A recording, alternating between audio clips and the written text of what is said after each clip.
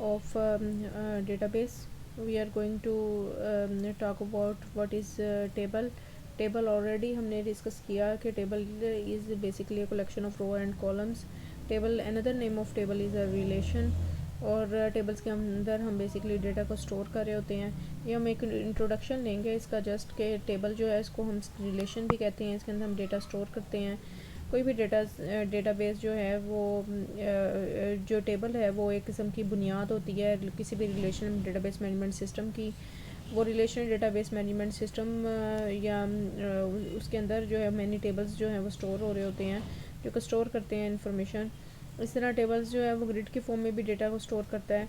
जैसे एक्सेल की शीट में जो है माइक्रोसॉफ्ट एक्सेल में वर्कशीट्स होती हैं. ठीक है. और 3 बाय डिफ़ॉल्ट वर्कशीट्स होती हैं जो कि बेसिकली स्टोर होती हैं वर्कबुक में.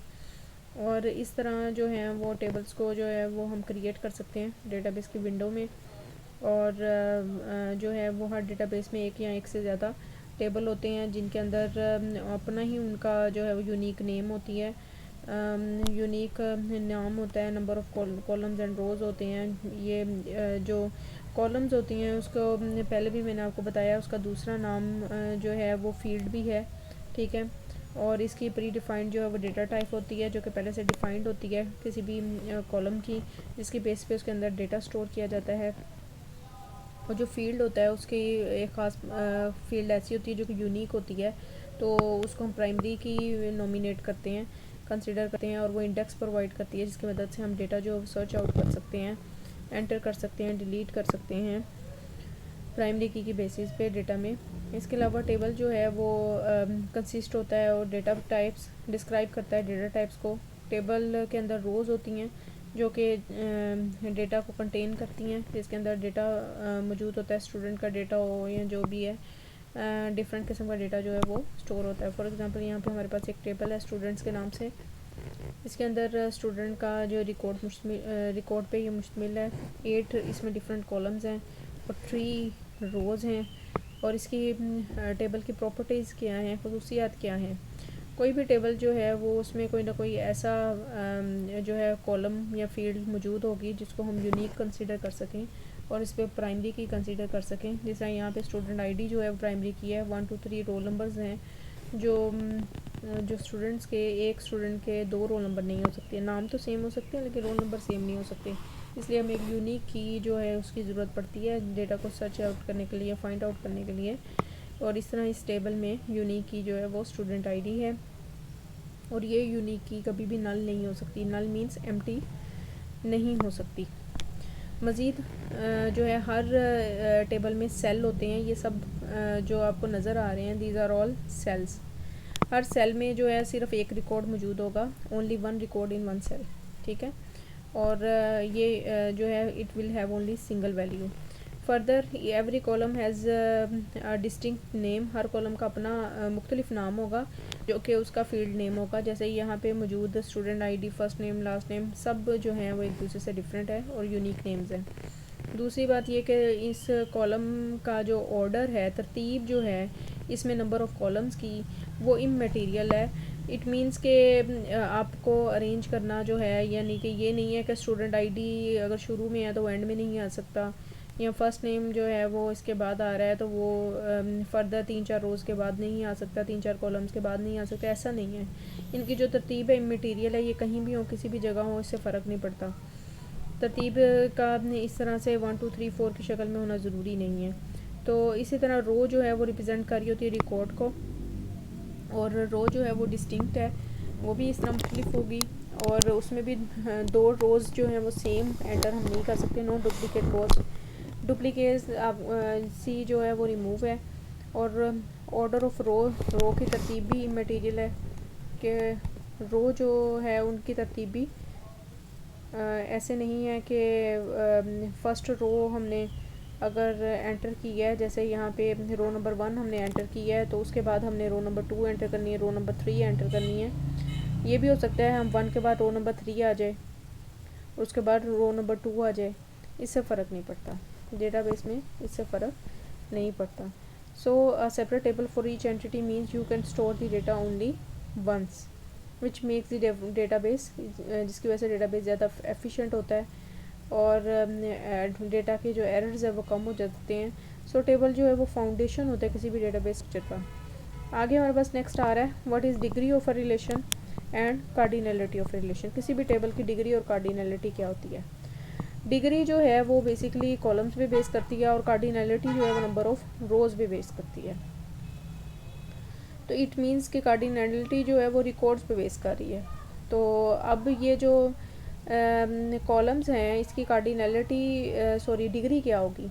इसमें 8 कॉलम्स हैं तो इट मीन्स कि इसकी डिग्री 8 है और अगर इसमें 3 रोज़ हैं तो इसकी डिग्री 3 है। इसी तरह कोई रिकॉर्ड है जो कि 50 रोज़ हैं जिसमें, तो उसकी डिग्री क्या होगी, उसकी कार्डिनलिटी क्या होगी, 50 होगी। डिग्री कॉलम्स पे या फील्ड्स पे होती है, ठीक है। जैसे अगर फील्ड्स 8 हैं तो डिग्री 8 है। और इसी तरह कार्डिनलिटी में रोज़ की बात की, अगर रोज़ जो है 50 हैं या रिकॉर्ड्स 50 हैं तो इसकी टेबल जो है विथ 50 रिकॉर्ड्स हैं तो इट मीन्स के इसकी कार्डिनलिटी क्या है, 50 है। नेक्स्ट हम बेसिक टर्मिनोलॉजी की तरफ जा रहे हैं। कुछ डेफिनेशंस हैं छोटी छोटी जिनका पता होना चाहिए कि डेटाबेस क्या है। Database actually collection of related data in an efficient manner. Object क्या है, ऑब्जेक्ट जो है वो कंपोनेंट ऑफ डेटाबेस है such as query, form, report वगैरह। टेबल क्या है, table collection of related data होता है in the form of rows and columns. उसके बाद फील्ड क्या है, फील्ड जो है वो कॉलम को कहते हैं।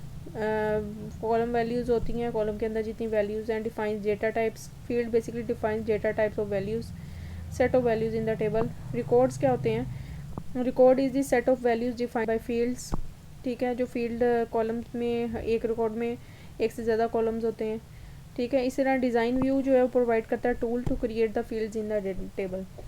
अब व्यू हम आगे पढ़ेंगे कि 2 तरह के व्यूज़ होते हैं हमारे पास। एक डिज़ाइन व्यू होता है और एक उसका डेटा शीट व्यू होता है डेटाबेस एक्सेस का। तो ये डिज़ाइन व्यू जो है वो क्रिएट करता है टेबल डेटाबेस में, और जो डेटा शीट व्यू होता है डिज़ाइन व्यू में हम क्रिएट करते हैं फील्ड्स टेबल में, और जो डेटा शीट होता है इसमें हम उनको अपडेट करते हैं, एडिट करते हैं, डिलीट करते हैं इन्फॉर्मेशन को इन दी टेबल। नेक्स्ट जो है एक्सेस की इंटीग्रेटेड डेवलपमेंट एनवायरनमेंट जो है वो इंटरफेस है कि किस तरह से हमने क्रिएट करना है डेटाबेस को।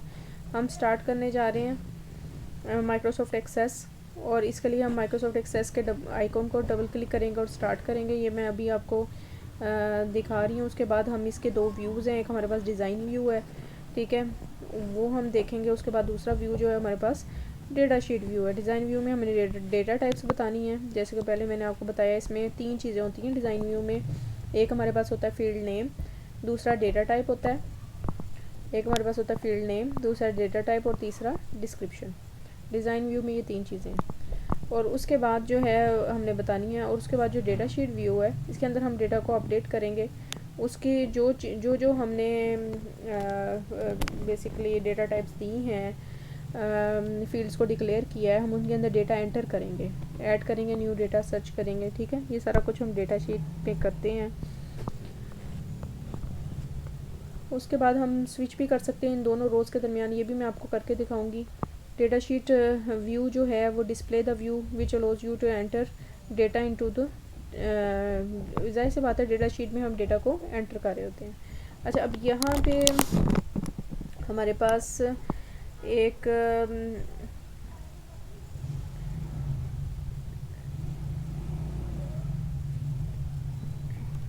इन्वायरमेंट है, ठीक है। माइक्रोसॉफ्ट एक्सेस हमने ओपन किया है, ठीक है, फाइल में गए हैं और हम चले गए न्यू में, तो ब्लैंक डेटाबेस आ जाएगा। अगर हम ओपन में जाएंगे तो हमारे पास जो डेटाबेस हमने लास्ट टाइम डेटाबेस स्टोर किया था कॉलेज के नाम से, या अगर नहीं भी किया तो ये एक डेटाबेस हमारे पास स्टोर पड़ा हुआ है, ठीक है, वो हम खोल लेंगे। उसके बाद इसका नाम जो है इसमें हमारे पास स्टूडेंट का डेटा पड़ा हुआ है। अब इसी तरह ये जो एक टेबल है उन्होंने स्टूडेंट्स का बनाया है, बिल्कुल इसी तरह हम न्यू भी बना सकते हैं। फाइल में जाके हम न्यू में चले जाते हैं, ब्लैंक डेटाबेस में जाते हैं, ठीक है। तो ये इस तरह से हमारे पास टेबल आ जाएगा। अब ये जो व्यू आपको नज़र आ रहा है ना, इसको राइट क्लिक करें, यहाँ भी ये डिज़ाइन व्यू है, ठीक है। इसमें सबसे पहले हमें टेबल का नाम देना पड़ेगा। हम यहाँ पे टेबल का नाम दे सकते हैं। स्टूडेंट है तो हम टीचर दे देते हैं। ठीक है, टीचर का नेम दे दिया। अब ये जो फॉर्म है ना, ये हमारे पास कौन सी है, डिज़ाइन व्यू है। ठीक है, और एक होता है हमारे पास डेटा शीट व्यू। इसी को राइट क्लिक करें तो हमारे पास यहाँ पे आ जाता है, ये डेटा शीट व्यू है। लेकिन अभी हमने चूँकि डिज़ाइन व्यू में जाना है, यहाँ पे हमने उसके फील्ड्स के नाम बताने हैं। जैसे ये आईडी है और ये उसकी हमने डेटा टाइप बतानी है कि उसका ऑटो नंबर हमने किया हुआ है। इसी तरह ये प्राइमरी की ऑलरेडी सिलेक्ट है, अगर नहीं भी हो तो राइट क्लिक करके हम प्राइमरी की सिलेक्ट कर सकते हैं। ख़त्म हो गई है, फिर राइट क्लिक करें तो प्राइमरी की सिलेक्ट हो जाएगी, क्योंकि ये यूनिक होता है आईडी। उसके बाद जो है वो हम टीचर का नेम लिख सकते हैं। यहाँ पे नेम जो है आपको पता है टेक्स्ट की फॉर्म में होता है। उसके बाद हमारे पास आ जाता है टीचर कौन सी क्लास ले रहा है, क्लासेस उनकी कौन सी है, वो भी टेक्स्ट में ही आएगा हमारे पास। ये डेटा टाइप्स अगर यहाँ पे देखें, ये मुख्तलिफ़ किस्म के डेटा टाइप्स हैं हमारे पास। इनमें से हमने सेलेक्ट करने हैं। टेक्स्ट है, मीमो है, नंबर है, date time, currency, yes, no and so on. अच्छा, क्लास के बाद टीचर की हम सैलरी डाल सकते हैं। सैलरी क्या है वो यहाँ हम डेटा टाइप सैलरी जो है वो नंबर में डालेंगे। टीचर की क्वालिफ़िकेशन क्या है वो हम टेक्स्ट में डाल देते हैं।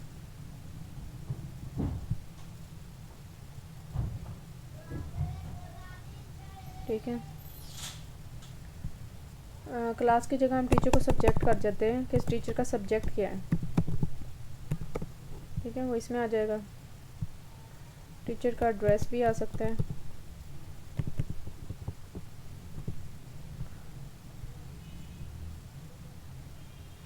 तो इस तरह से हमने ये कुछ फील्ड्स जो हैं 3, 4, 5, 6 फील्ड्स हमने यहाँ पे क्रिएट किए हैं विद डेटा टाइप।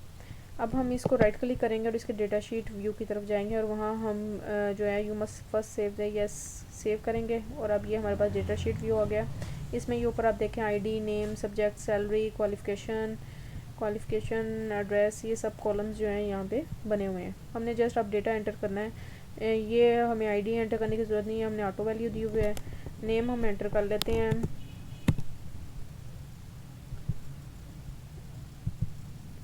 सारा है हमारे पास एक टीचर। ठीक है, उसका उनका सब्जेक्ट क्या है, मैथ्स है। सैलरी कितनी है, फ़र्ज़ करें 30,000 है। क्वालिफ़िकेशन कितना है, एमएससी मैथ है, एमएससी मैथ्स है। एड्रेस क्या है, गुलबर्ग में रहती हैं। ठीक है,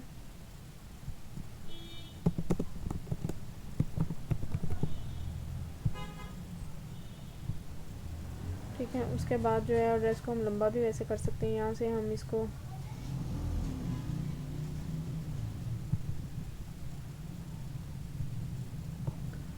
उसके बाद जो है वो अगली हमारे पास कौन है, हिना है, वो इंग्लिश की हैं और 45,000 उनकी सैलरी है और वो एमफिल हैं